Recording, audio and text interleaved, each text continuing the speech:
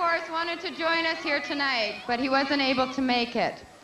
However, he did ask a good friend to represent him here tonight. Please welcome Jock McBile.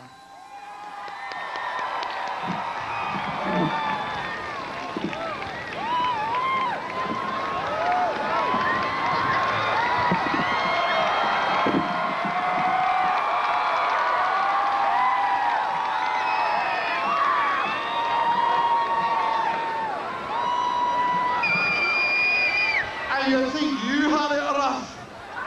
Huh? The night before the flood, I came here on vacation. I read the tourist brochure, come to beautiful Manitoba. Lovely weather, great water sports. And you just won't believe the fishing. Fishing? They didn't say you had to dive in and choke the little buggers to death. I was right in the floodwater up to there, eh?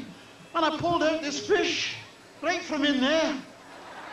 I was lucky it was a groper. I'm just unlucky it wasn't a snapper.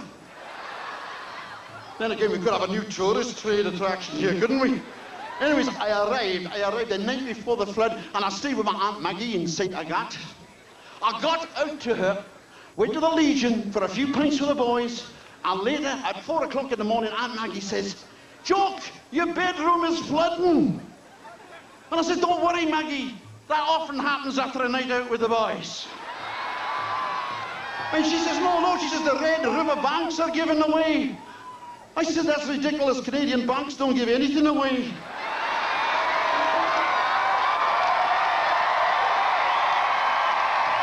I can see a hint for there. Next thing, she's floating downstream on the kitchen table. And I'm lucky I'm musical because I accompanied her on the piano.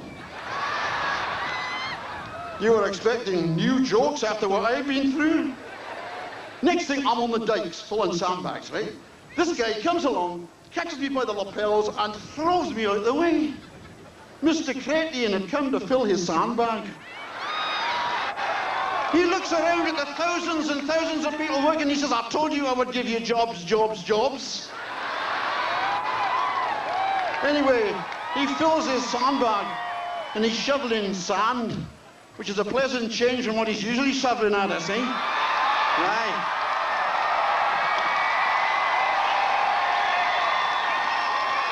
He was quite proud when the flood workers wanted to give him the golden sandbag. He just didn't like the way they were trying to tie it around his ankles.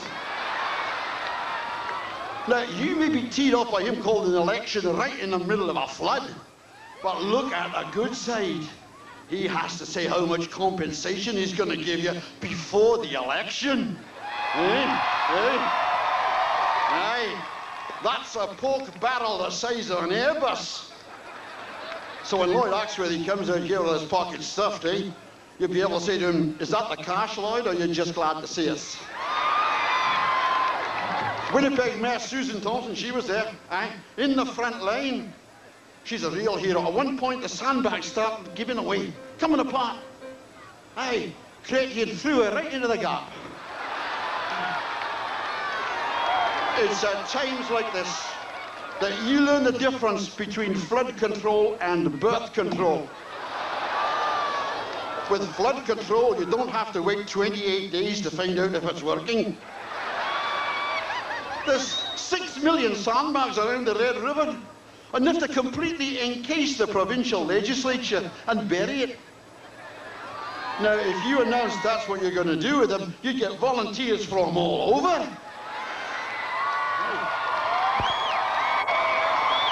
I'm proud to be here today.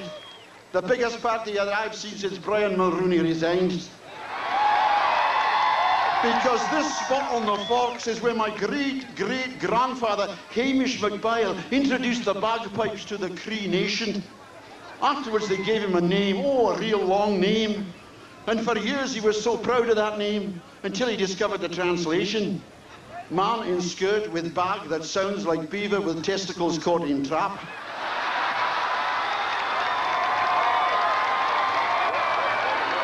So before I go, let me say we've been dumping a lot on the military recently, but by God, they came through in the last few weeks.